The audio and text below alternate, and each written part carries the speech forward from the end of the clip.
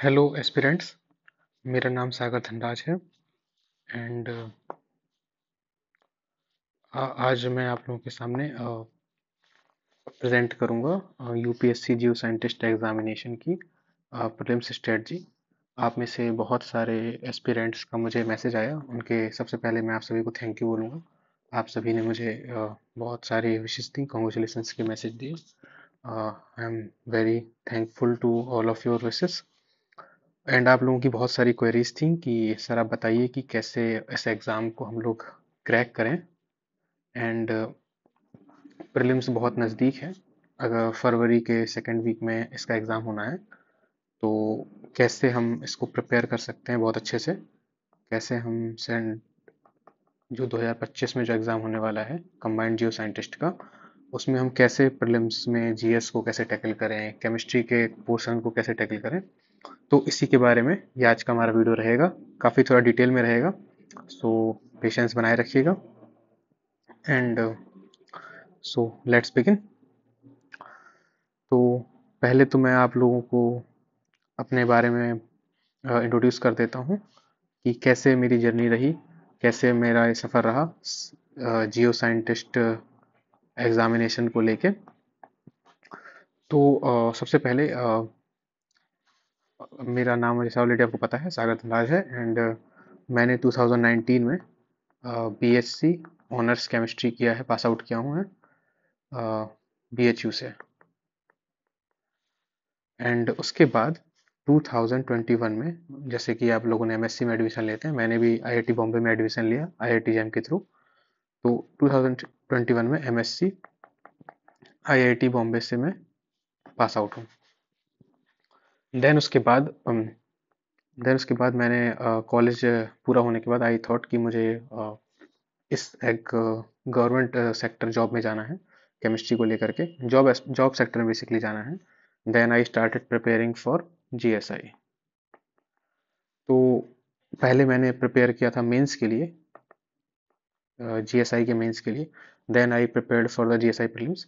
तो प्रीलिम्स को मेंस को मैंने कैसे प्रिपेयर किया वो हम लोग नेक्स्ट वीडियोस में डिस्कस करेंगे। अभी क्योंकि प्रीलिम्स सबका पास है तो इसके बारे में अच्छे से जानेंगे। तो मैंने पहला अटेम्प्ट दिया था 2022 का, जिसमें मैंने प्री क्लियर किया। देन फिर मेंस भी क्लियर हुआ एंड मैं इंटरव्यू तक पहुंचा हूँ। ये मेरी 2022 की मार्कशीट है। तो इसमें क्या हुआ था कि इसमें जनरल स्टडीज़ में, जैसा कि आप, मेरे पास अभी 2024 की मार्कशीट नहीं आई है क्योंकि ये वीडियो मैंने अभी आज ही बनाया है। तो आई थिंक अगर ये जैसे कुछ दिनों में मार्कशीट आ जाएगी, then I will upload for 2022 for 2024 वाली marksheet also in your in your Telegram group. तो पहले मेरे पहले अटेम्प्ट में मैंने एक प्रीलिम्स दिया था, जिसमें मेरे जीएस में, जैसे आप देख सकते हैं, 50 मार्क्स थे एंड केमिस्ट्री में रफली 198 मार्क्स थे। तो overall it was around 248 marks in stage one. And then फिर इस तरह करके paper one, paper two, paper three, then I gave my interview. जो वन ऑफ द मेरा इंटरव्यू काफ़ी अच्छा गया था, जिसमें मुझे 140 मार्क्स मिले थे। तो उस ओवरऑल मेरे 813 मार्क्स थे। तो मैं फाइनल लिस्ट में आने से कुछ कुछ मार्क्स से रह गया था।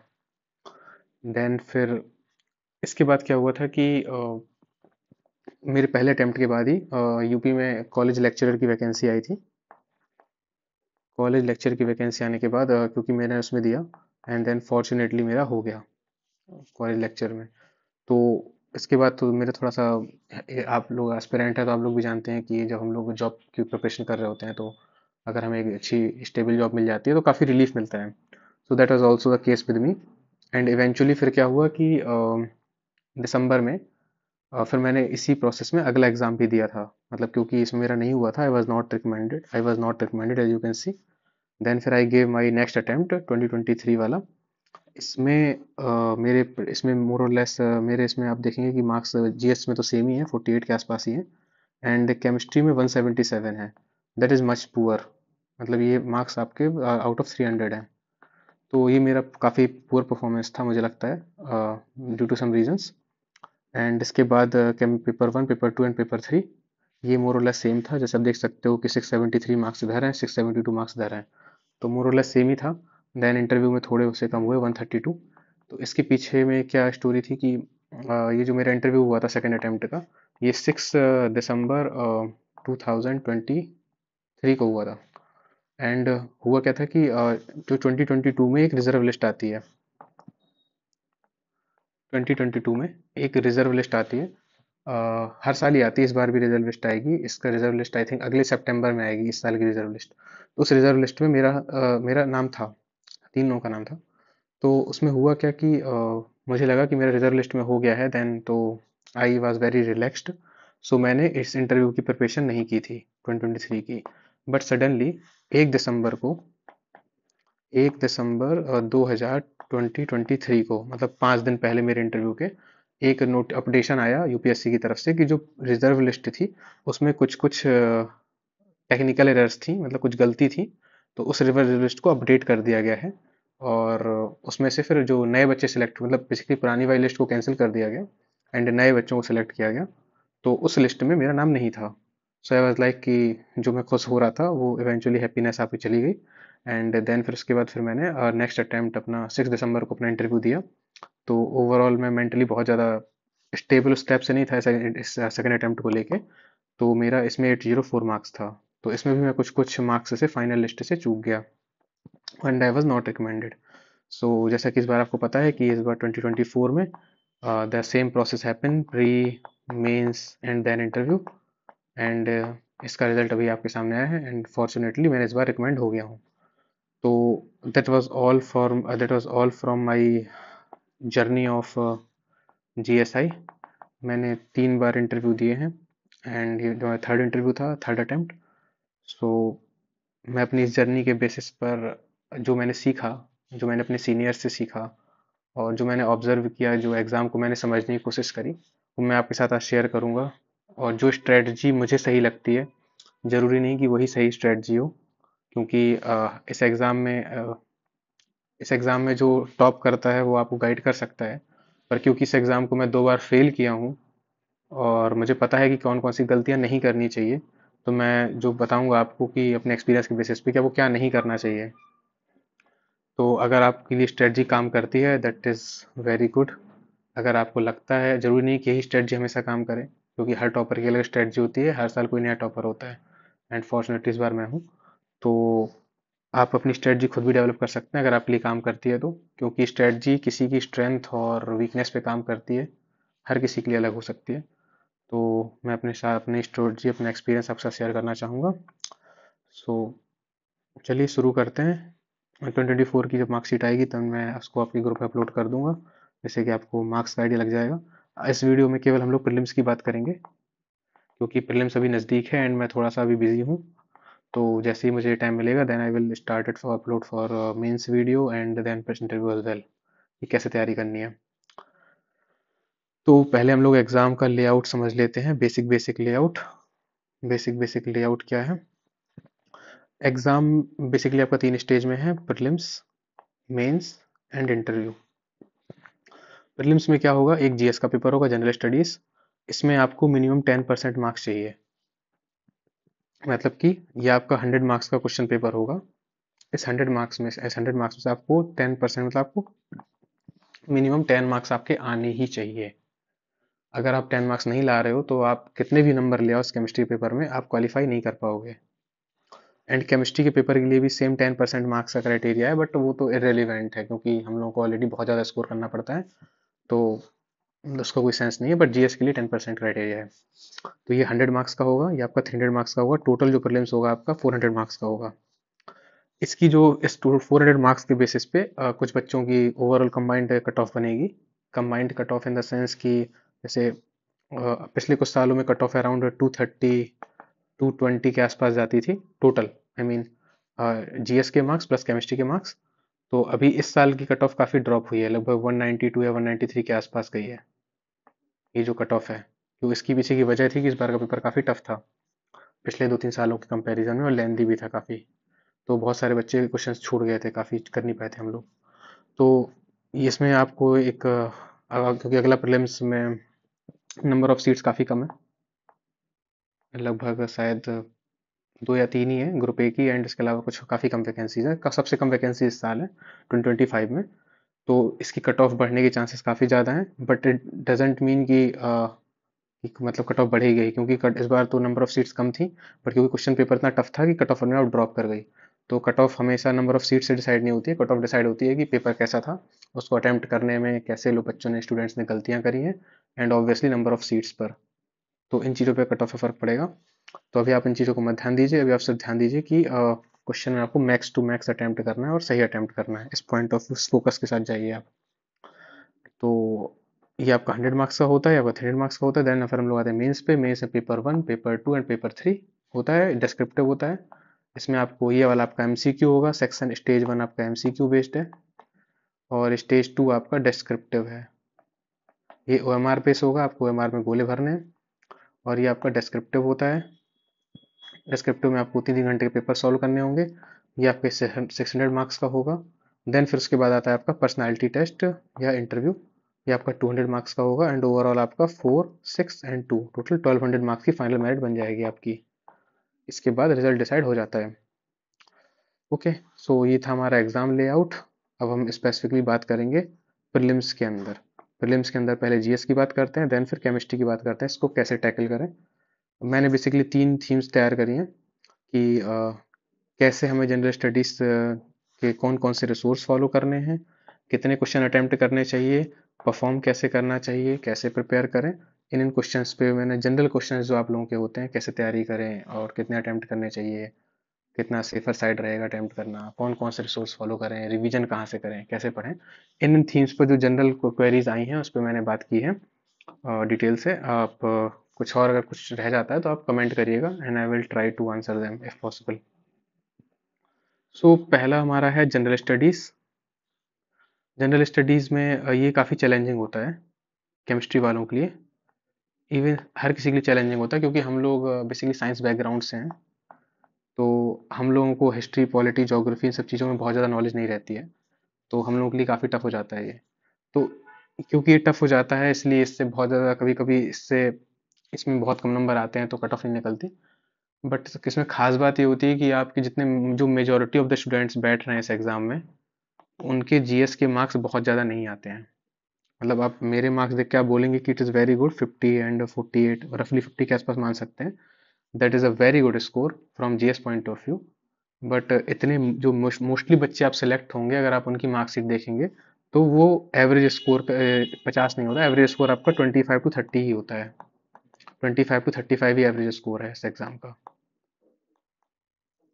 That is good score. 25 to 35 अगर आप ला रहे हैं, that is good score. 50 is very good. तो जरूरी नहीं कि इसमें इतना ही लाया जाए, इसके पीछे की कुछ अलग स्टोरी है, आई विल एक्सप्लेन। तो प्रीलिम्स में क्या होता है, इसका हमारा पहले हम लोग सिलेबस देख लेते हैं। सिलेबस में क्या क्या है। पहला है आपका current events, basically current affair. दूसरा है आपका हिस्ट्री। तीसरा है आपका ज्योग्राफी। चौथा है आपका पॉलिटी। पांचवा है आपका environment, economic and social development. और ये आपका छठवां है आपका एनवायरनमेंट। और सातवां है आपका जनरल साइंस, मतलब साइंस बेसिकली। तो बेसिकली आपकी 7 थीम्स हैं, 1, 2, 3, 4, 5, 6, 7। इन 7 थीम से आपके 120 क्वेश्चंस आते हैं, जो आपको 2 घंटे में करने रहते हैं। तो इसको कैसे, रिसोर्सेस को कौन कौन से फॉलो करें जिससे हम इसको पेपर को अच्छा कर सकें। तो पहला है सबसे पहला है PYQ इज होली ग्रेल। मतलब कि हमारा किसी भी एग्जाम का, इनफैक्ट जियो साइंटिस्ट के हर स्टेज का जो ब्लूप्रिंट तैयार होता है, वो ब्लूप्रिंट तैयार होता है PYQs से, PYQs की एनालिसिस पे। तो अभी आप पहला काम ये करेंगे कि सारे सिलेबस को और प्रीवियस ईयर क्वेश्चन जितने भी आपके पास हैं, 19, 20, 21, 22, 23 प्रीलिम्स के, आई थिंक 20 से हुआ था ये शुरू। तो 20, 21, 22, 23, 24 जितने भी आपके 5 साल के पेपर हैं, उनको आप प्रिंट निकाल लीजिए, डाउनलोड कर लीजिए और प्रिंट निकाल लीजिए हार्ड कॉपी में, और उनको देखिए। मार्केट में कुछ कुछ बुक्स आ रही हैं, कुछ कुछ कोचिंग वाले ऐसे हैं जो उनका सॉल्यूशन भी निकालते हैं। मतलब जीएस के पेपर का भी सॉल्यूशन निकालते हैं और केमिस्ट्री के पेपर का भी सॉल्यूशन निकालते हैं। तो अगर आपको वो चाहिए, आप वो भी मार्केट से परचेस कर सकते हैं। कुछ कुछ कोचिंग्स वाले निकालते हैं, मुझे एग्जैक्टली नाम तो याद नहीं आ रहा है, बट हैं मार्केट में अवेलेबल। फिर तो अब हम लोग करते हैं कि करंट अफेयर्स को हम लोग कैसे कवर करें। देखिए, मैं आपको वो चीज़ शेयर करूंगा जो मैंने पर्सनली फॉलो करी है, जो मुझे हेल्प करी है। तो that is it. Current affair में आप क्या कर सकते हैं, क्योंकि करंट अफेयर जो बहुत वोलेटाइल है, मतलब जो इस साल हो रहा है जरूरी नहीं वो अगले साल हो, तो क्वेश्चंस बहुत वेरी करेंगे। आप 5 साल का देखेंगे तो लेवल जो है राइज होता ही जा रहा है। तो करंट अफेयर की जो बेसिक थीम्स हैं जो मैंने ऑब्जर्व करी, वो आपकी होती हैं जनरली इवेंट्स पर। कोई वॉर हो रहा है उससे रिलेटेड आ सकता है, यूएन के ऑर्गेनाइजेशन से रिलेटेड कोई न्यूज़ हो रही है, मतलब यूनेस्को में कुछ कुछ हो रहा है या यूएन में कुछ कुछ हो रहा है। इन्वायरमेंट ऑर्गेनाइजेशन जैसे डब्ल्यू इन्वायरमेंट ऑर्गेनाइजेशन, मतलब जैसे यूएनएफसीसीसी, वर्ल्ड हेल्थ ऑर्गेनाइजेशन से बहुत सारे ऑर्गेनाइजेशन हैं, उनमें कुछ कुछ चेंज आ रहे हैं। जो रैंक्स वगैरह हैं, इंडेक्स वगैरह हैं, कौन रिलीज करता है, हेल्थ इकोनॉमी से रिलेटेड, स्पोर्ट्स की न्यूज़, ओलंपिक्स वगैरह, किसको कौन सा अवार्ड मिला, अर्जुन अवार्ड, पद्मश्री अवार्ड, पद्म भूषण, ये अवार्ड्स, गवर्नमेंट स्कीम्स, एग्रीकल्चर से रिलेटेड, साइंस से रिलेटेड जो चल रही हैं, कोई यूनिवर्सिटी स्टैब्लिश हुई, कहाँ स्टैब्लिश हुई। जैसे इस बार एक तेलंगाना क्वेश्चन आया था कि समक्का यूनिवर्सिटी, ट्राइबल यूनिवर्सिटी कहाँ पे स्टैब्लिश हुई, कौन सी स्टेट में हुई, ब्लू ब्लू लाइन क्या है, ऑपरेशन ब्लू लाइन, ऐसे करके क्वेश्चन आते हैं। ये बेसिकली करंट थीम पे होते हैं। तो इसमें आप क्या कर सकते हो, हम लोग एक लिमिट तक इसको तैयार कर सकते हैं, हमारी एक लिमिट है। तो लिमिट हमारी क्या है कि आपको तैयार करना है केवल मार्च से लेकर के जनवरी तक के करंट इवेंट्स को। फॉर एग्जाम्पल के लिए अगर आप 2025 का एग्जाम देने वाले हो, तो आपको मार्च 2024 से लेकर के जनवरी 2025 तक का करंट अफेयर तैयार करना होगा। आप कैसे तैयार करोगे? आप इसके लिए बहुत ज़्यादा हैवी हैवी बुक्स मत पढ़ो, मैं प्रैक्टिकल बातें करूंगा आपसे।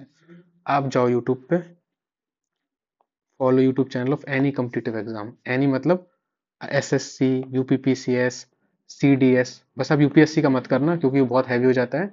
नॉर्मल किसी छोटे मोटे एग्जाम का आप करंट अफेयर डाल सकते हो। यूपी, आई विल सजेस्ट कि आप सीडीएस वगैरह ही डालो, क्योंकि वो खुद यूपीएससी एग्जाम बनाता है, तो उसी लेवल के क्वेश्चंस में होंगे। तो सीडीएस या एसएससी वगैरह इस तरह के आप डाल के आप डालो कर मंथली करंट अफेयर। आप यूट्यूब में इस तरह डालो कि अक्टूबर मंथली करंट अफेयर एमसीक्यू, ऐसे आप यूट्यूब पे डालो और एसएससी आगे लिख दो उसके, या यूपीपीसीएस आगे लिख दो, या उसके आगे सीडीएस लिख दो। इससे क्या होगा, वो कुछ कुछ चैनल्स मिल जाएंगे, 2-3 चैनल्स मिल जाएंगे। आपको क्या करना है, उन चैनल्स को जो मंथली अपडेट करते हैं हर मंथ का, जैसे जनवरी, फरवरी, मार्च, अप्रैल, मई, जून, ऐसे हर मंथ का एक वीडियो आएगा। उस वीडियो की कुछ लेंथ होगी 30 मिनट की हो सकती है या 50 मिनट की हो सकती है, आप उसे देखो। अगर आपको पसंद आता है वो channel, then it's very good. अगर नहीं पसंद आता, आप किसी और कोचिंग का सर्च कर लो। बेसिकली सारे चैनल होते हैं बैंक, एसएससी बैंकिंग वाले, कोई भी आप फॉलो कर सकते हो। लेकिन आई विल सजेस्ट कि कोई एक ही फॉलो करो, बहुत सारे फॉलो मत करो। इस लालच में मत पड़ना कि ज़्यादा फॉलो करेंगे तो ज़्यादा क्वेश्चंस बनेंगे, ऐसा कुछ भी नहीं होता। कई बार आपने जो पूरा पढ़ा होता है उससे एक भी क्वेश्चन नहीं आएगा, ठीक है। वो खाली हम लोग अपनी मन की तसल्ली के लिए, दिमाग को शांत रखने के लिए हमने प्रिपरेशन करी है, इसलिए हम ऐसा फॉलो करते हैं। आपको क्या करना है कि आपको हर मंथ का एक एक वीडियो देख लेना है, दैट्स इट। करंट अफेयर का, मंथली करंट अफेयर एमसीक्यू का, तो आपके 10 से 15 12 वीडियोस लगभग आ जाएंगे, 10 12 15 वीडियोस बन जाएंगे। आपको उन वीडियोस को क्या करना है, डाउनलोड कर लेना यूट्यूब पे ही, एंड देन उन्हीं वीडियोस का वो कई बार देखना है। फ्री टाइम में आप खाना खा रहे हो, उस वीडियो को चला के देखते रहे, तो सब कॉन्शियस मेमोरी में आपकी करंट अफेयर 1 साल की तैयार हो जाएगी, 1 ईयर की, ठीक है। या अगर पूरी तैयार नहीं होगी तो आपको काफ़ी हेल्प हो जाएगा, आपको सुने सुने टर्म्स लगेंगे, किसको क्या अवार्ड मिला, कौन सी यूनिवर्सिटी स्टैब्लिश हुई, क्या क्या क्या हुआ देश में विदेश में, ठीक है। तो ये आपको पता चल जाएगा। इस तरह करके आप करंट अफेयर को डील कर सकते हो। आई थिंक इसके आपको नोट्स बनाने की जरूरत नहीं है, आप खाली यूट्यूब पे वीडियो डाउनलोड कर लो, उन्हीं को मल्टीपल टाइम्स देख लो। आपको किस चैनल को फॉलो करना है ये आप डिसाइड करो, किस एग्जाम को फॉलो करना है आप डिसाइड करो, क्योंकि करंट अफेयर मोस्टली एग्जाम्स का एक जैसा ही होता है। तो आप सीडीएस वगैरह या एसएससी वगैरह आप डाल के सर्च कर सकते हो। एंड और हाँ, सबसे इम्पोर्टेंट बात कि आपको क्या करना है कि आपको पीवाईक्यूज को लगातार देखते रहना है कि करंट अफेयर से किस किस टाइप के क्वेश्चंस आ रहे हैं। मतलब कि जैसे अगर स्पोर्ट्स पे क्वेश्चंस आ रहे हैं, या स्कीम्स पे क्वेश्चन आ रहे हैं, या आपके इन्वायरमेंट ऑर्गेनाइजेशन पे क्वेश्चंस आ रहे हैं, तो जब आप करंट अफेयर की वीडियोस देखोगे ना, तो आपको इन थीम्स को अच्छे से देखना है। मतलब आपकी जैसे जो करंट अफेयर में भी जब ये वाली थीम्स रिपीट होंगी, इवेंट वाली या स्पोर्ट्स वाली या ऑर्गेनाइजेशन वाली या रैंक्स वाली, तो आपको अलर्ट हो जाना है, उस पर ज़्यादा ध्यान देना है। पीवाईक्यूज की बेसिस पर ही हम अपनी प्रिपरेशन को फोकस करेंगे। ऐसा नहीं है कि जितना आपने वीडियोस बता रहा है वो हर एक चीज़ इंपॉर्टेंट है, उसमें भी इंपॉर्टेंट है, बट ज़्यादा इंपॉर्टेंट क्या है, ये थीम इंपॉर्टेंट है। और ये थीम यही थीम नहीं है, इसमें बहुत सारी थीम्स हैं। जब पिछले 4-5 साल के पेपर ऑब्जर्व करोगे, आप खुद से फिगर आउट करोगे कि ये थीम ज़्यादा इंपॉर्टेंट है, इवेंट वाली, ये वाली, तो आप उस पर ज़्यादा ध्यान दे सकते हो, वहां से ज़्यादा क्वेश्चंस आने के चांसेस ज़्यादा होते हैं। तो ये है आपका उसका। अब आता है मुद्दे की बात कि करंट अफेयर तो हो गया, अब आगे क्या। फिर आता है आपका अदर टॉपिक मतलब हिस्ट्री, ज्योग्राफी, एनवायरनमेंट, साइंस, ये सब वगैरह के जो टॉपिक्स हैं, तो इनके लिए कौन सा रिसोर्स फॉलो करें। तो इन जनरल जो बहुत सिंपल जो नए बच्चे होते हैं या जो जिनके बिल्कुल भी जीएस में इंटरेस्ट नहीं है, उनके लिए एक सिंपल सा रिसोर्स है लूसेंट। आप लूसेंट की बुक को डाउन परचेज कर लो, मार्केट से मिल जाएगी, और उसको ही आप पढ़ना शुरू कर दो। हिस्ट्री, ज्योग्राफी, पॉलिटिक्स में सारे क्वेश्चंस दिए हुए हैं। तो आप क्या कर सकते हो, उसी को ही आप लूसेंट को ही पढ़ना शुरू कर दो। एक लूसेंट की आपकी एमसीक्यू भी आती है मार्केट में, अगर आपको वो अच्छी लगे तो आप उसको भी ले सकते हो। इफ वाना जस्ट पास, मतलब ये रिसोर्स इसलिए बता रहा हूँ, कुछ बच्चे को सिर्फ पास करना होता है, मतलब उनको 50-60 नंबर नहीं लाने, या ये प्रैक्टिकली लाना पॉसिबल भी बहुत टफ हो जाता है। प्रैक्टिकली पॉसिबल है पर टफ बहुत हो जाता है। तो अगर आपको सिर्फ जीएस में इंटरेस्ट नहीं है, आप बस चाहते हो कि बस थोड़ा सा कैसे भी करके मैं 20 से 25 से 30 नंबर ले आऊँ, 35 नंबर ले आऊँ, जो कि अच्छा स्कोर माना जाता है, तो आपको सिंपली लूसेंट ले लेनी है और ये करंट अफेयर पढ़ देना है, दैट्स इट। इसके अलावा आप कुछ मत करो। लूसेंट को ही कई बार पढ़ लो, और लूसेंट की एक एमसीक्यू वाली बुक आती है, उसको सॉल्व कर लो। इतने में भी आप स्टिक रहोगे तो आप काफ़ी हद तक क्वेश्चन अटेम्प्ट कर ले जाओगे, आपको ज़्यादा नहीं भटकना। इससे आप 25 से 35 नंबर आसानी से ला सकते हो। पर होता क्या है कि कुछ बच्चे जो होते हैं जिनको थोड़ा ज़्यादा नंबर लाने का मन होता है, जैसे मैं ही हूँ फॉर एग्जांपल के लिए, तो मुझे थोड़ा सा, मैं सिविल्स की प्रिपरेशन भी कर रहा था उस टाइम पे, इनफैक्ट अभी भी कर रहा हूँ। तो मतलब मैं थोड़ा सा चीज़ें बारीक से पढ़ रहा था, मतलब हिस्ट्री, पॉलिटी और ज्योग्राफी। तो मेरे लिए थोड़ा सा ये जो जीएस का पेपर था रिलेटिवली इजी था। तभी आप मेरी मार्कशीट देखोगे तो मेरे जीएस में मार्क्स अच्छे हैं, और केमिस्ट्री में मेरे पुअर मार्क्स हैं रिलेटिवली। अदरवाइज अगर आप इस ईयर के टॉपर को देखोगे, 2022 के टॉपर को, 2023 के टॉपर की मार्कशीट को, तो इनके यहाँ पे मार्क्स 198 की जगह इसके अराउंड, इस वाले टॉपर के अराउंड 260 के आसपास हैं, और इस टॉपर के मार्क्स भी 250 के आसपास हैं। तो आप देखोगे केमिस्ट्री में बहुत ह्यूज हाई स्कोर है टॉपर का यहाँ पे, और केमिस्ट्री और जीएस वाले पार्ट में यहाँ पे उनके अराउंड 25, 30, 35 ऐसे ही मार्क्स रहते हैं, और यहाँ भी रफली स्कोर ऐसे ही था, 35, 38 या 40 ऐसी कुछ था। I am not exactly recalling, but ऐसे ही स्कोर था रफली रफली। तो मैं क्या कर रहा था कि अगर आपको डिटेल में पढ़ना है, कुछ बच्चों को डिटेल में पढ़ने का मन हो सकता है, तो मेरा काम है कि उनको बताऊं। बट अगर आप सिंपली पास होना चाहते हो तो आई विल सजेस्ट कि आप करंट अफेयर पढ़ लो, और लूसेंट पढ़ लो, और इसके एमसीक्यू कर लो। That is more than enough for the GS strategy. अभी मैं आगे बताऊंगा कैसे आप क्वेश्चन टारगेट करने हैं, कैसे टैकल करने हैं। बट अगर आपको डिटेल में नहीं जाना है, that is enough for you. यहाँ तक इतना रिसोर्स बहुत है जीएस के लिए, उससे ज़्यादा हमें नहीं देना। हमें केवल 25 से 35 नंबर ही टारगेट करने, ज़्यादा भी कर सकते हैं, बट इतने में काम हो जाएगा। बट जिन बच्चों को थोड़ा ज़्यादा स्कोर करना है, उनके लिए तो थोड़ा डिटेल में बता देता हूँ स्पीड से। हिस्ट्री के लिए आप क्या कर सकते हो, थीम्स ऑफ इंडियन हिस्ट्री आता है, ये आपके एनसीईआरटी की बुक है। इसमें क्या होता है कि इसके आप चैप्टर्स को एक बार पढ़ लो अच्छे से, तो आपको थोड़ा बेसिक तैयार हो जाएगा। देन उसके बाद क्या करो, जो आपके एनसीईआरटी में जो बॉक्स होते हैं चैप्टर के पीछे बने होते हैं, जो इन्फॉर्मेशन होती है, उससे क्वेश्चंस फंसते हैं, कई बार फंसे हैं। जैसे एक आपका मखतूबत था, एक क्वेश्चन आया था, एंशियंट हिस्ट्री का क्वेश्चन था।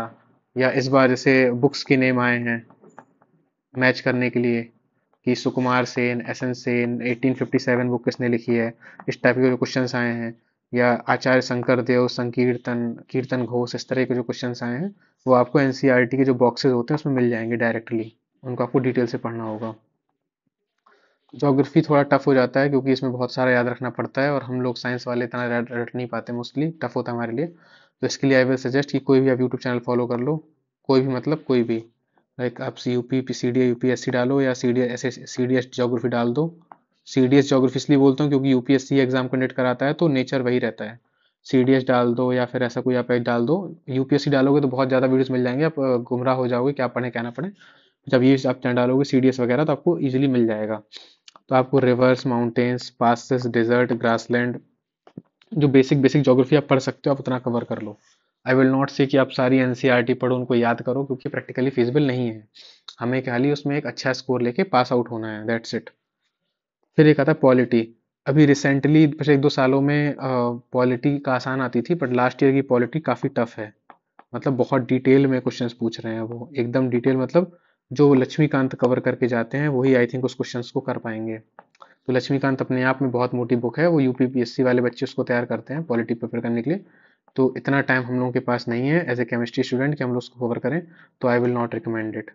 आप डेफिनेटली आप लूसेंट में जाना, लूसेंट में जितनी पॉलिटी दी गई है, लूसेंट में भी पॉलिटी का सेक्शन है, उसमें लूसेंट में आपका सबका सेक्शन है, पॉलिटी ज्योग्राफी सब कुछ है थोड़ा थोड़ा।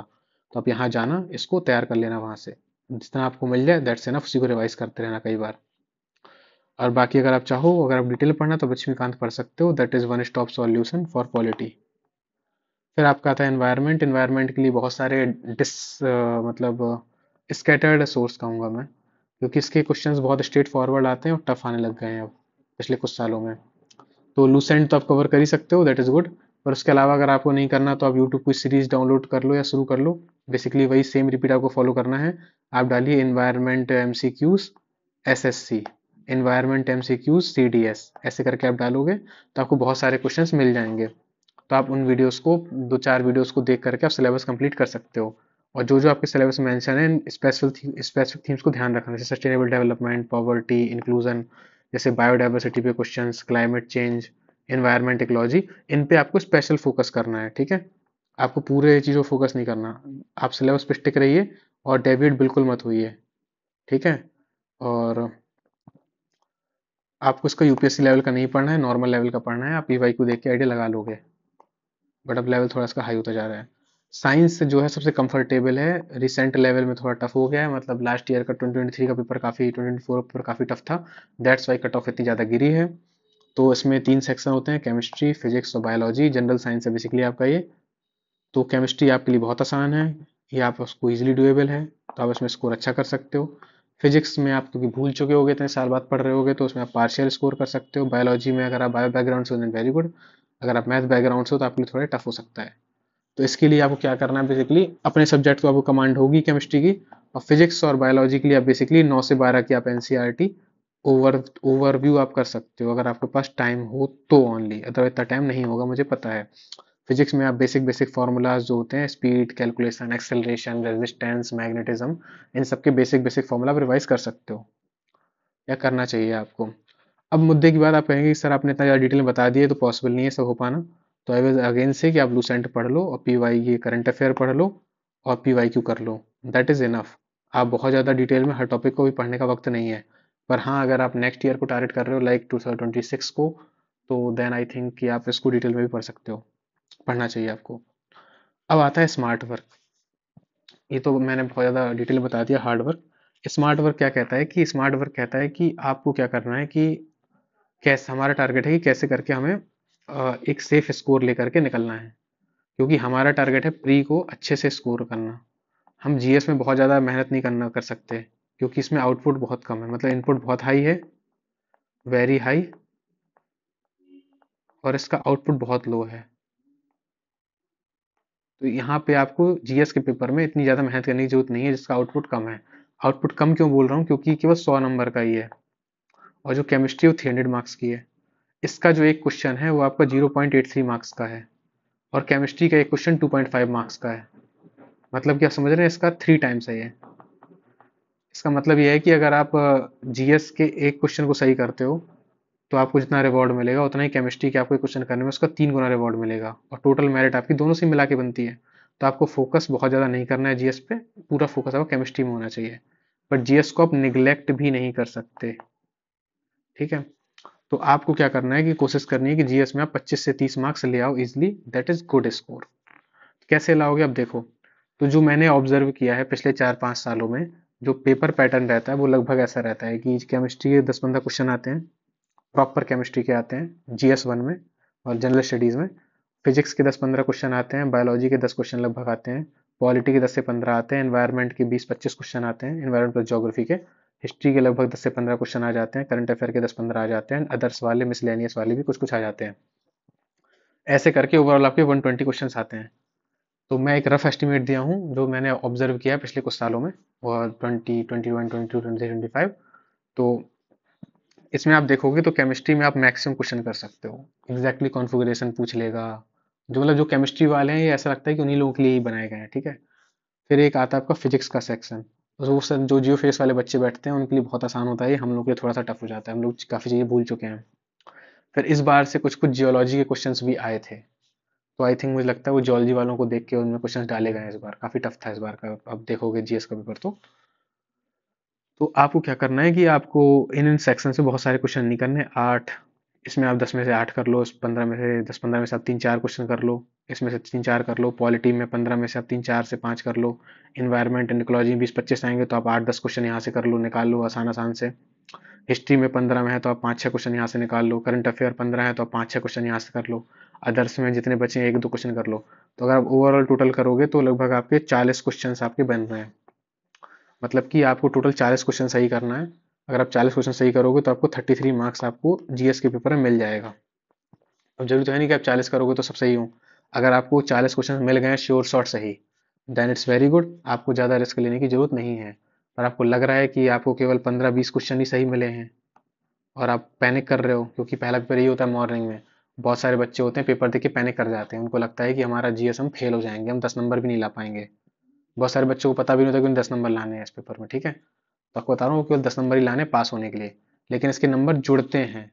तो आप ये नहीं सोच सकते कि आप 10 नंबर ला के बहुत अच्छी बात है, नहीं, आपको जितना मैक्सिमम से मैक्सिमम स्कोर कर सकते हो आप करो, बट पैनिक बिल्कुल मत करो, ठीक है। क्योंकि जीएस का पेपर में अगर आपके हवाइयाँ उड़ रही हैं चेहरे के, तो आपके बगल वाले की भी उड़ेंगी, क्योंकि उसके लिए भी टफ है, जीएस का पेपर उतना ही टफ है जितना आपके लिए टफ है, क्योंकि आपने मेहनत करी है। तो आपको क्या करना है कि आपको कोशिश करनी है कि अगर आपको लग रहा है कि आपने 40 क्वेश्चन अच्छे से अटेम्प्ट कर लिए हैं, आपको रिस्क लेने की जरूरत नहीं है ज़्यादा, मत लो, 33 कर लो। पर आपको लग रहा है कि लेकिन अगर आपके 20-25 क्वेश्चन ही सही हैं, ज़्यादा सही हो नहीं पा रहे हैं, तो फिर आप थोड़ा सा अटेम्प्ट नंबर ऑफ अटेम्प्ट बढ़ाओ। तो अगर आप 50-60 भी अटेम्प्ट कर रहे हो देन इट्स गुड, बहुत ज़्यादा रिस्क मत लो कि ये नहीं बन रहा है तो आप आंख बंद करके तुक्के मार रहे हैं, 100 क्वेश्चन करके आ रहे हैं, दैट इज नॉट एडवाइजेबल। आप रिस्क लो, अगर आपने कोई 2 ऑप्शन से एलिमिनेट कर दिए हैं जैसे ए बी सी डी, आप कोई 2 एलिमिनेट कर चुकी हो तो आप रिस्क ले लो वहाँ पे, डेफिनेटली रिस्क लो, क्योंकि रिस्क लेना पड़ेगा तभी आप कर पाओगे, क्योंकि जीएस में इसमें भी बहुत सारे क्वेश्चन आपको श्योर शॉट नहीं बनेंगे, डाउट होगा इन दो में से किस में टिक लगाऊं, ए करूँ बी करूँ। तो आपको रिस्क लेना चाहिए, लेकिन उन्हीं में ही जिनमें बिल्कुल नहीं आ रहा है उनको छोड़ दो, कंप्लीटली इग्नोर देम।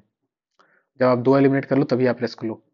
तो ऐसे करके अगर आप 50-60 क्वेश्चन भी अटेम्प्ट करते हो और अगर आपके नेट क्वेश्चन सही 40 बन जाते हैं आफ्टर नेगेटिव मार्किंग्स, मतलब जैसे आपने 60 किए, आपके 15 गलत हो गए, तो 15 में से 1/3 की मार्किंग है तो आपके 5 और कट जाएंगे, तो आपके नेट 40 बन जाएंगे, तो आपके 33 मार्क्स आ जाएंगे, दैट इज़ वेरी गुड। तो आपको क्या करना है, पेपर देख के पहले पैनिक नहीं करना। क्यों नहीं करना पैनिक, क्योंकि आपको सारे क्वेश्चन करने ही नहीं है, आपको केवल वही क्वेश्चन करने हैं जो आपको 30-35 नंबर दिला सकें। तो आप धूड़ धूड़ के आराम आराम से क्वेश्चंस करो जो आपको आ रहे हो, रिलैक्स माइंड से, घबराना बिल्कुल नहीं है, क्योंकि इस पेपर को आपको केवल 25-30 नंबर ही लाने हैं। आप ज़्यादा ला सकते हो, दैट इज़ वेरी गुड, पर अगर नहीं आ रहे हैं तो आपको बहुत ज़्यादा लोड नहीं लेना, क्योंकि ये नॉर्मल एग्जाम है, सबके लिए ऐसे ही होता है। यहाँ पे यूपीएससी वाले बच्चे बैठते हैं नो डाउट, बट वो असली कंपटीशन केमिस्ट्री में है, असली कंपटीशन जीएस में नहीं है। तो आई थिंक मेरा जीएस का पोर्शन यहाँ कवर होता है। जीएस से रिलेटेड अगर और कोई डाउट हो आपके मन में तो आप ज़रूर मुझे बताना। एंड बाकी in short I will suggest कि आप अगर टाइम कम है तो आप लूसेंट को कर लो, और पी वाई क्यूज इसको कर लो, और पी वाई क्यूज को कर लो अच्छे से, और जो थीम्स पे पी वाई क्यूज है उन थीम्स को अच्छे से कर लेना। एंड क्या कहते हैं, करंट अफेयर मंथली आप वॉच करके आप अपने जीएस की प्रिपरेशन कर सकते हो, डिटेल में आपको जाने की जरूरत नहीं है फिलहाल, तो टाइम कम है तो।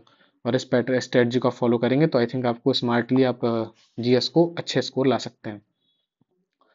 फिर अगला आपका आता है केमिस्ट्री की स्ट्रेटजी, आपको क्या फॉलो करनी चाहिए। केमिस्ट्री में आपके 120 क्वेश्चंस होते हैं 3 आवर के लिए, एक क्वेश्चन आपका 2.5 मार्क का होता है, 2.5 मार्क्स का। ये आपका एरिया है, हमारा एरिया है, और टॉपर डिसाइडेड हेयर, मतलब जो टॉपर है यहीं से डिसाइड होता है। ऐसा मैं क्यों बोल रहा हूँ, थोड़ी देर पहले मैंने आपको बताया था इस वीडियो में। यहाँ पे यहाँ मेरे 198 मार्क्स हैं, यहाँ मेरे 117 मार्क्स हैं। अगर यहाँ पे मेरे कुछ मार्क्स और होते, जैसे फॉर एग्जाम्पल के लिए आप देखो, जैसे मेरे यहाँ फाइनल मेरिट में 813 है, तो उस टाइम पे कट ऑफ आई थिंक 823 गई थी या 819 गई थी, मुझे याद नहीं आ रहा अच्छे से, आप देख लेना एक बार 2022 की। और यहाँ पे 804 मेरे मार्क्स हैं, और उस टाइम पे भी कट ऑफ आई थिंक 819 या 812 820 ऐसी कुछ गई थी, मुझे अच्छे से याद नहीं है, कुछ मार्क्स कम थे मेरे। तो अगर आप देखोगे नोटिस करोगे तो बेसिकली 10 से 15 नंबर का ही वेरिएशन आ रहा है, इसमें 10 नंबर का मार्क्स का रहा होगा, इसमें 10-15 नंबर का रहा होगा। तो बेसिकली आप सोचो 10-15 नंबर हैं क्या। ये आपके 4 क्वेश्चन हैं प्रीलिम्स के, ये आपके 6 क्वेश्चन है प्रीलिम्स के। अगर मैं एवरेज ले लूं अपने दोनों अटेम्प्ट्स का तो केवल 5 क्वेश्चन ऑफ प्रीलिम्स। समझ रहे हैं आप? मतलब कि अगर मेरे 5 क्वेश्चन और प्री के होते सही, ओनली 5 क्वेश्चंस मोर प्री के, तो मुझे लगभग 10 से 15 नंबर का एडवांटेज मिल जाता। क्योंकि अगर 5 सही होंगे तो उसे कुछ, लेट सपोज जब आपका एक नेगेटिव मार्किंग होता है कितना 2 पॉइंट, एक क्वेश्चन आपका 2.5 का है, और इसमें जब अगर आपने गलत कर दिया और आपने गलत क्वेश्चन को सही कर लिया तो आपको मल्टीफोल्ड बढ़ता भी तो है, तो 8.3, तो मतलब एक क्वेश्चन आपका 3.43 मार्क्स का होता है जब सही होता है। तो मतलब अगर आप गलत क्वेश्चन जो गलत ना करो केमिस्ट्री में, उसको सही कर दो, तो आपको जो बेनिफिट मिलेगा 3.43 का मिलेगा। तो बेसिकली मुश्किल से 4 से 5 क्वेश्चन का खेल तो होता है, और आप लिस्ट के अंदर भी हो सकते हो, लिस्ट के बाहर भी हो सकते हो, आपको कितने साल लग जाएंगे आपको पता भी नहीं चलेगा। तो जो स्कोप ऑफ इम्प्रूवमेंट है ये यहाँ बहुत ज़्यादा था मेरे लिए। यहाँ पर आप देख रहे हो इस एरिया में बहुत ज़्यादा इम्प्रूवमेंट का स्कोप था। कैसे मैं इस 198 को 240 तक ले जाऊँ या 230 220 तक ले जाऊँ, वो ज़्यादा मैटर करता है। तो इसलिए मैं आपको इस बात से, मैं आपको अपनी मार्कशीट से ये बताना चाह रहा हूँ कि इस पेपर्स को सबसे ज़्यादा इंपॉर्टेंस दो आप प्री में। इनफैक्ट सारी स्टेजेस में भी जो सबसे ज़्यादा स्कोरिंग वाला पोर्शन है वो यही है। क्यों? क्योंकि आप डिस्क्रिप्टिव पेपर्स में एक लिमिट लिमिट तक नंबर ला सकते हो, पर क्योंकि ऑब्जेक्टिव पेपर है इसमें आप जितने भी ला सकते हो उतने ला सकते हो। मतलब आप 260 तक भी लाए हैं कुछ लोग। अगर आप और पुराने देखोगे 2021 का देखोगे आंसर टॉपर का इस मार्कशीट, तो कुछ के 260 270 तक मार्क्स भी आए हैं आउट ऑफ 300। आप समझ रहे हैं कितना ज़्यादा स्कोर है ये। लाइक कि अगर आप इमेजिन करो कि इट्स लाइक कि आपका जो मैं बोल रहा हूँ यहाँ पे कि टॉपर डिसाइडेड हेयर, यहाँ पे क्यों?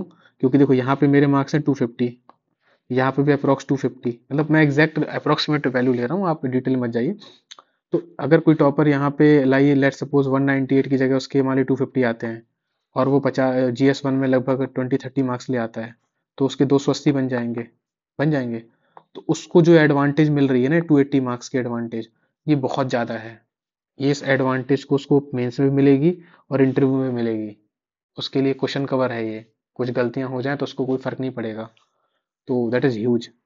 तो इसलिए प्रीलिम्स को इग्नोर बिल्कुल मत करिए। It is not just cut off, it's like कि आप कितना अच्छा स्कोर कर सकते हो। यहीं पे कुछ लोगों की रैंक्स प्री से ही डिसाइड हो जाती है, और प्री में भी खासतौर पर आई विल सजेस्ट कि केमिस्ट्री के पेपर से ही डिसाइड हो जाती है। केमिस्ट्री पेपर कोई कितना अच्छा कर रहा है, कितना शानदार कर रहा है। तो केमिस्ट्री पेपर को बिल्कुल लाइटली मत, अपना आप 80% टाइम जो है आप केमिस्ट्री को दीजिए, आई विल सजेस्ट, और 20% टाइम आप केवल जीएस को दीजिए। और इसको आप थोड़ा करना चाहें तो आप इसको 70-30 ले सकते हैं, बस ज़्यादा नहीं। 70% टाइम केमिस्ट्री और 30% टाइम जीएस, इससे ज़्यादा मत करिएगा। ठीक है? तो अब आप देखिए कि केमिस्ट्री के बारे में, ओके, तो केमिस्ट्री से ही टॉपर डिसाइड होगा। केमिस्ट्री में आप जितना अच्छा ला सकते हो दैट इज़ वेरी गुड। तो केमिस्ट्री में क्या होता है, 3 सेक्शंस के क्वेश्चन आते हैं। मतलब ओवरऑल अगर आप ब्रॉड ब्रॉड डिवीजन करो ओवरऑल, अभी तो मिक्स आने लगे हैं क्वेश्चंस, कुछ फिजिकल के आएंगे, फिर कुछ ऑर्गेनिक हैं, कुछ केमिस्ट्री के आएंगे, बट ओवरऑल जो थीम रहती है लगभग 40 क्वेश्चन ऑर्गेनिक के होते हैं, 40 क्वेश्चन इनऑर्गेनिक प्लस एनालिटिकल के होते हैं, और 40 क्वेश्चन फिजिकल के होते हैं। इस तरह करते हैं आपके टोटल 120 क्वेश्चन होते हैं, 2.5 मार्क का क्वेश्चन होता है। इसको 2 आवर लिख लीजिए, 3 आवर गलत लिख दिया मैंने। तो ये रफ डिस्ट्रीब्यूशन था। आप इसके भी सेम यही चीज़ करो, डाउनलोड कर लो पीवाईक्यू को और प्रिंट कर लो। फिर आता है कि अब अगले क्वेश्चन होते हैं कि हम सर केमिस्ट्री के पेपर को तैयार कैसे करें, हमारी स्ट्रेटजी क्या होनी चाहिए, हमारी स्ट्रेटजी क्या होनी चाहिए, हम कैसे तैयार करें, कौन कौन से रिसोर्स फॉलो करें, टेस्ट सीरीज का क्या करें, क्वेश्चंस प्रैक्टिस कहाँ से करें, टाइम मैनेजमेंट कैसे करें, कैलकुलेशन का इशू क्या होता है फिजिकल क्वेश्चंस में, पेपर इतना टफ होता जा रहा है क्या करें। तो इसके बारे में कुछ सवालों के जवाब मैं देने की कोशिश करूंगा आपके। सबसे पहले आप सिलेबस को देखो। आपको क्या करना है, आंख बंद करके अपने केमिस्ट्री की पढ़ाई मत करिए। मुझे पता है आप में से बहुत सारे बच्चों ने बीएससी पढ़ा है, एमएससी पढ़ा है, कुछ ने गेट भी निकाला होगा, कुछ ने नेट जेआरएफ भी निकाला होगा, बहुत कुछ किया आप लोगों ने। पर जीएसआई की तैयारी करते वक्त आप उन नोट्स को मत टच करिए। मतलब टच करिए इन द सेंस, पर उनको आंख बंद करके मत टच करिए। कुछ लोग होते हैं सोचते हैं कि एक बार हमने कम्पिटिटिव एग्जाम निकाल लिया है नेट गेट, तो उसी जो मटेरियल है उसी को हम बार बार पढ़ेंगे, उससे सारे एग्जाम निकलेंगे। ऐसा नहीं होता। आप पहले पीवाईक्यू देखो और सिलेबस देखो। ये किसी भी एग्जाम के रामबाण होते हैं, रामबाण इलाज की। आप पीवाई की और सिलेबस कर लोगे तो आपको बहुत हद तक चीजें समझ जाओगे। तो इसमें क्या है, अगर आप केमिस्ट्री पेपर देखो, इसमें स्पेसिफिकली लिमिनेशन है, chemical periodicity, chemical bonding, acid and base. उसमें भी अगर आप गौर से देखोगे हर एक पॉइंट लिखा है कि जैसे यहाँ पे लिखा हुआ है Schrodinger equation for hydrogen atom, radial distribution curve of 1s 2s 3s 3p 3d, बस इतना ही दिया है। तो आपको क्या करना है ना, हर एक चीज को डिटेल से तैयार करना है। अगर इसमें लिखा है Schrodinger equation for hydrogen atom, तो श्रोडिंगर इक्वेशन क्या होती है, उसके कौन कौन से आपके एजम्पशंस हैं, उससे क्या कंक्लूड कर सकते हो आप, स्टेट फंक्शन क्या है। तो हर आपको टॉपिक को उसको डिटेल से पढ़ना है। कर्व लिखा है 1s कर्व 2s कर्व, उसको ड्रॉ करो, इसका पीरियोडिसिटी प्रोबेबिलिटी कर्व बनाओ और बहुत सारी चीज़ देखो। ठीक है। इलेक्ट्रॉनिक कॉन्फ़िगरेशन लिखा है तो हर एलिमेंट्स का इलेक्ट्रॉनिक कॉन्फ़िगरेशन तैयार करो अच्छे से, आईयूपीसी तैयार करो, एसपीडीएफ तैयार करो। या इसमें आयनिक बॉन्डिंग लिखा है तो बॉन्ड लैंड इक्वेशन है मान लीजिए, तो बॉन्ड लैंड इक्वेशन को प्रॉपर पढ़िए, उसका एप्लीकेशन देखिए कहाँ कहाँ हो रहा है, बॉर्न हैबर साइकिल क्या है, वैलेंस बॉन्ड थ्योरी क्या है, एमओटी क्या है। मतलब बेसिकली जितना आप डिटेल में लिखा है, आपको हर एक पॉइंट को बहुत अच्छे से करना है, बहुत होलिस्टिकली करना है, कोई पॉइंट मिस नहीं होना चाहिए। ठीक है। आप ये मत सोचो कि इतने छोड़ देंगे तो चलेगा क्या, ये चलने वाला एग्जाम नहीं है। आपको सीटें बहुत कम है, कंपटीशन बहुत हाई है, तो आप छोड़ नहीं सकते, आपको तैयार करना होगा। प्री में तो एटलीस्ट आप छोड़ नहीं सकते। मेंस में तो कुछ चीज़ें मैं जब मेंस की वीडियो बताऊंगा तो मैं बताऊंगा आप क्या चीज़ छोड़ सकते हो। मेंस में पॉसिबल होता है, चॉइस मिलती है, बट प्री में चॉइस नहीं मिलती है, आपको करने ही करने हैं। तो इसमें क्या करना है आपको, इसका तरीका ये है कि each and every point in the syllabus जो मेंशन है उसको आप तैयार करना है। तैयार करने का मतलब क्या है कि जैसे मान लो इसमें लिखा है कि बॉर्न लैंड इक्वेशन या क्रिस्टल लैटिस एनर्जी या सॉल्वेशन एनर्जी या एनालिसिस पोटेंशियल, फजान्स रूल। तो इस रूल को पढ़ो, फजान रूल को पढ़ो, उससे रिलेटेड जो जो एप्लीकेशंस हैं वो पढ़ो। कितने तरीके के क्वेश्चंस फॉर्म हो सकते हैं, पॉसिबल टाइप ऑफ क्वेश्चंस, ये मस्ट है। मतलब कि आपके पास एक कॉन्सेप्ट है फजान रूल, तो फजान रूल से कितने तरीके के क्वेश्चंस प्रोड्यूस हो सकते हैं, किस किस तरीके से यूपीएससी एग्जाम पूछ सकता है आपसे। आपको हर उस एंगल के बारे में सोचना है। सिंपली आपने फजान रूल पढ़ लिया नॉर्मल सी बुक से तो काम नहीं चलेगा। पोलराइजेबिलिटी क्या होती है, एप्लीकेशन क्या क्या है, किस किस एलिमेंट में लगता है, किस किस में नहीं लगता, प्रॉपर्टीज कैसे चेंज हो जाती हैं, सॉल्युबिलिटी का फजान रूल से क्या रिलेशन है, एसिडिटी बेसिसिटी का क्या रूल है, कोवेलेंट क्या होता है, आयनिक करेक्टर क्या होता है, हर एक चीज के बारे में आपको डिटेल से पढ़ना पड़ेगा। आपको थिंक लॉजिकली सोचना पड़ेगा कौन कौन तरह के क्वेश्चन आ सकते हैं, क्योंकि लेवल टफ होता जा रहा है। ठीक है। तो आप हल्के में नहीं ले सकते। और आपके जो फॉर्मूले हैं, एक जो जो भी रिलेटेड फॉर्मूले जैसे आइसोमेरिज्म है, तो आईयूपीएसी नॉमेनक्लेचर है, स्क्वायर प्लेनर ज्योमेट्री है, ऑक्टाहेड्रल ज्योमेट्री है, स्टीरियो केमिस्ट्री है, बहुत सारी चीज़ें हैं। तो अब डाइल्यूशन लॉ है, बफर केमिस्ट्री है, ये सब चीज़ें जो है, हेंडरसन इक्वेशन है। तो आपको हर एक चीज़ को अच्छे से तैयार करना पड़ेगा, जो चीज़ लिखी है। आपको और कुछ नहीं करना, बस इन चीज़ों को आप डिटेल से तैयार करो। आप एक दिन बैठो, आप उठाओ कि ओस्ट वर्ल्ड डाइल्यूशन लॉ के बारे में पुरी शर्मा पठानिया से उठाओ, या जिस भी बुक में लिखा वहां से उठाओ। जो जो आपके कंपटीशन के नोट्स हैं आप वहां से उठाओ। जो भी आपने नेट गेट के वक्त आपने पढ़े हैं, जहां से भी पढ़ा है, एमएससी के वक्त पढ़ा है, जहाँ कहीं पढ़ा होगा आपने, आप उन चीज़ों को उठाओ और वहां से उठा करके उसके आप प्रॉपर शॉर्ट नोट्स बना लो।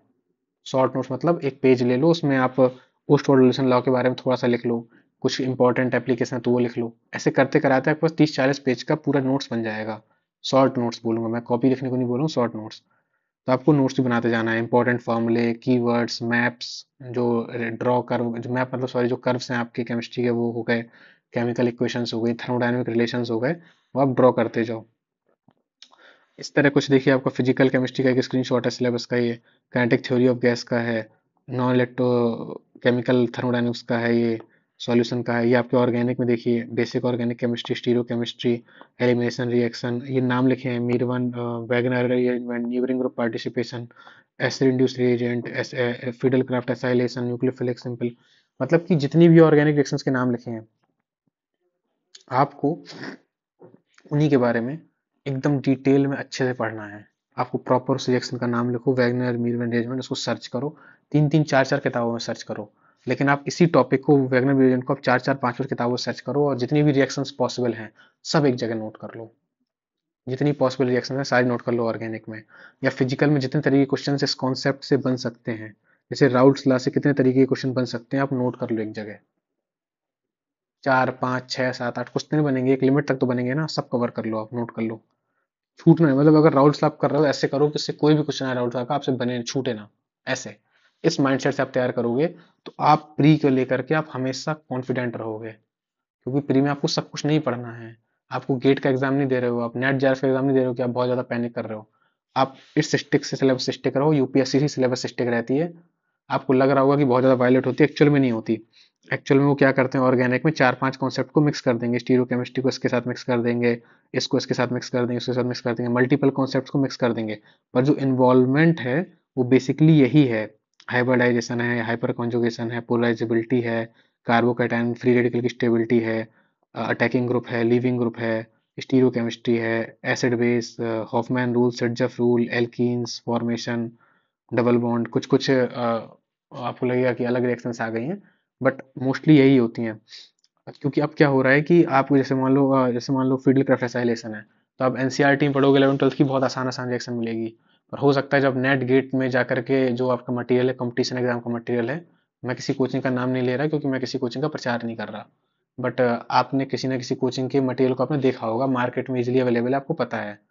तो आप किसी भी कोचिंग का जो मटेरियल आपको अच्छा लगता है, तो आप उसको ले लो, और आप इन क्वेश्चंस को वहां पे सॉल्व करो, नेट गेट के क्वेश्चंस को सॉल्व करो, दूर दूर के सॉल्व करो। फील्ड ऑफ एसाइलेशन है जस्ट फॉर एग्जाम्पल के लिए, तो कहाँ कहाँ पर नेट में से किस तरह के क्वेश्चंस आए हैं, गेट में किस तरह के क्वेश्चंस आए हैं। लेकिन आप स्टिक रहो इसी सिलेबस पर, आपको हायर लेवल तक जाना है। आप जेई मेन से शुरुआत करो, देखो मैंने आगे लिखा भी हुआ है कि रिसोर्स आपको कौन कौन से कवर करने हैं। फिजिकल के लिए आप पूरी तरह पढ़ाने पढ़ सकते हो, एमएससी की बुक्स जो आपने पढ़ी वो फॉलो कर सकते हो।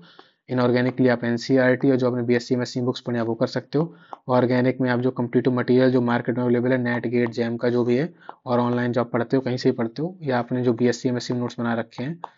देखिए केमिस्ट्री में क्या है कि आपने ऑलरेडी अच्छी स्टैंडर्ड बुक्स पढ़ी हुई हैं हर सब्जेक्ट की, तो उनको आप रिवाइज कर सकते हो इससे ज़्यादा, और अपने नोट्स बना सकते हो।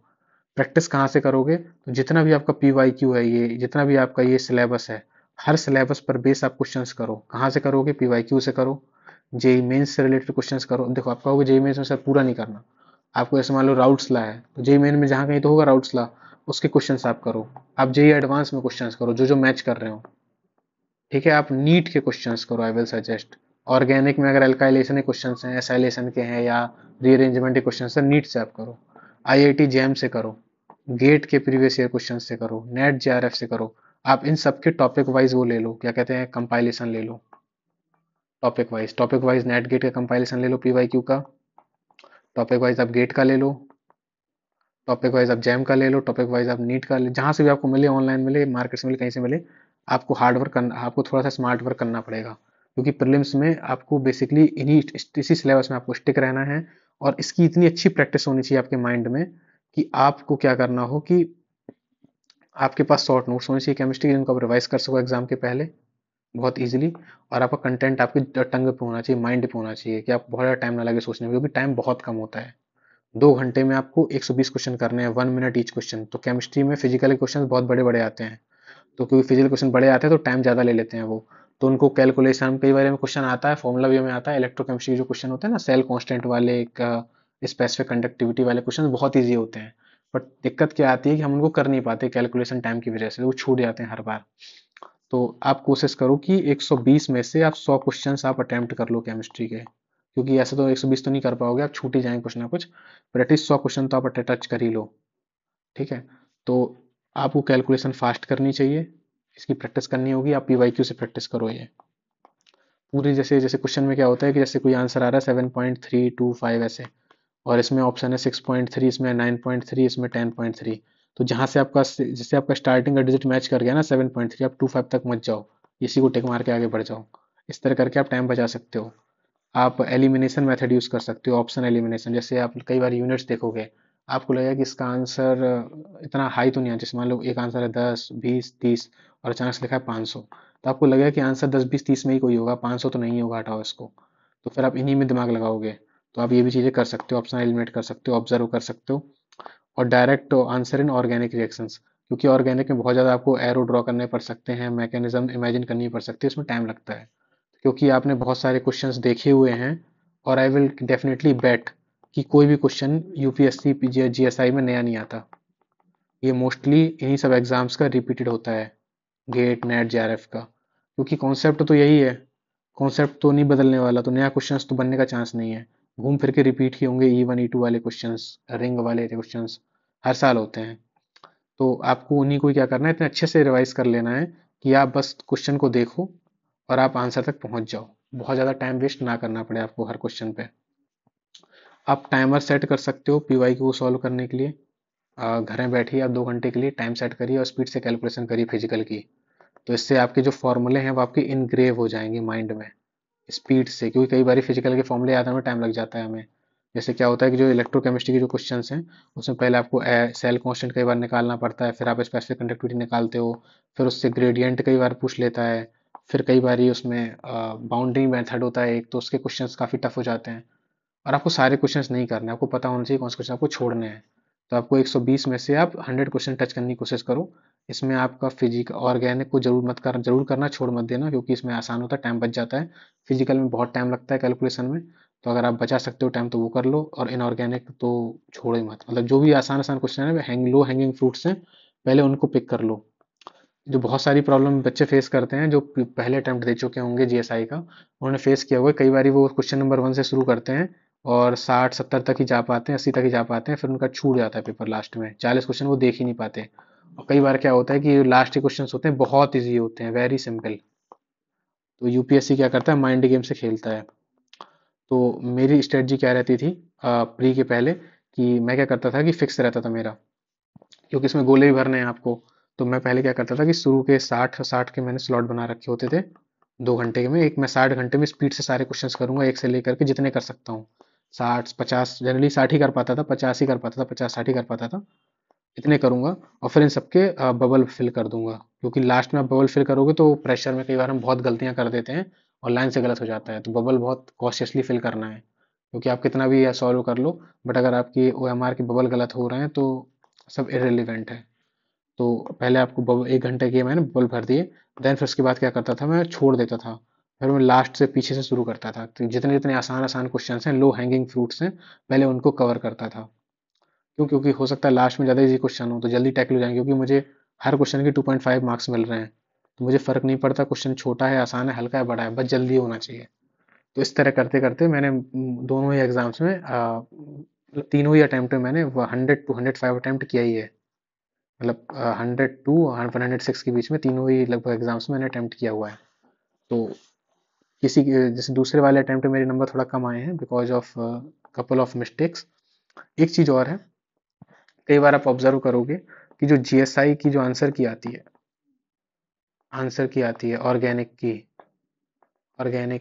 के जो आंसर, ऑर्गेनिक जो क्वेश्चंस होते हैं, आपको लगेगा कि जो आप सोच रहे थे इसने उसका आंसर अलग दिया है, या जो ट्रेडिशनल बुक्स में जो आंसर है वो अलग है।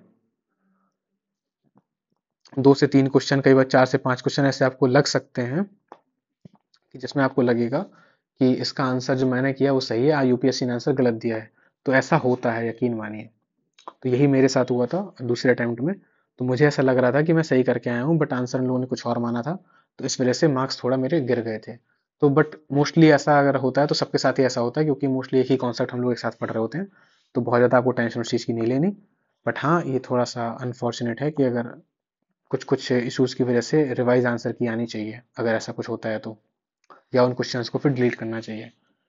तो ये था मेरी साइड से कैसे आपको स्ट्रेटजी रखनी है, आपको कैसे तैयार करना है। आपको ऑलरेडी रिसोर्सेज के लिए बता रहा हूँ। आप देखिए, मुझसे पर्सनली आप रिसोर्सेज मत मांगिए, क्योंकि मेरे रिसोर्सेज बहुत ज़्यादा ऑर्गेनाइज्ड नहीं है। मैंने कुछ कुछ डायरेक्टली बुक्स से पढ़ा है, कुछ कुछ बुक्स को हाईलाइट किया हुआ है, कुछ कुछ ऐसे पढ़ा हुआ है। आपको मैं विल रिकमेंड करूँगा कि खुद से बैठिए, हर एक पॉइंट को कवर करिए, उसके शॉर्ट नोट्स बनाइए। शॉर्ट नोट्स का मतलब होता है to the point formula, to the point reaction, जो भी है उसको लिख लीजिए। ऐसे करके इस पूरे प्रीलिम्स के आप उसको सिलेबस को, प्रीलिम्स के जो केमिस्ट्री के सिलेबस को, इसको इग्नोर बिल्कुल मत करिए। 70% टाइम अपना यही इन्वेस्ट करिए, क्योंकि इसका रिवॉर्ड बहुत हाई है। इसको सिर्फ आपको क्वालिफाई नहीं करना प्रीलिम्स को, आपको इस केमिस्ट्री पर इतना अच्छा स्कोर करना है कि आपकी जो रैंक आए, आप रैंकर्स बन जाओ। ओके। तो ये था मेरी साइड से प्रीलिम्स के बारे में जो मैं आपके साथ शेयर करना चाहता था। मेंस की वीडियो मैं इसके बाद लेके आऊँगा जैसे ही मुझे टाइम मिलेगा। अभी थोड़ा सा मैं बिजी चल रहा हूँ लाइफ में अपने कुछ कुछ पर्सनल प्रोजेक्ट्स में। देन ये कोट है जो मुझे बहुत इंस्पायर करती है, journey of A 1000 steps begin with the first step. मतलब कि first step is compulsory for long journey. अगर आप जीएसआई के एग्जाम में उतर रहे हैं, आप देख रहे हैं कंपटीशन हर साल बढ़ता जा रहा है और नंबर ऑफ सीट्स कम होती जा रही हैं। तो आपको अपने अंदर धैर्य बनाए रखना है। आपको नई प्लान बी पे भी काम करते रहना है। ऐसा नहीं है कि आप प्लान एक पे ही स्टिक रहो, आप प्लान बी पे भी काम करो। इस पे हम फिर किसी वीडियो से बात कर लेंगे कभी। तो thank you, all the best from my side. आप अपने प्रीलिम्स की तैयारी बहुत अच्छे से करिए एंड बहुत अच्छे से इसको क्रैक करिए, and all the best from my side. Thank you.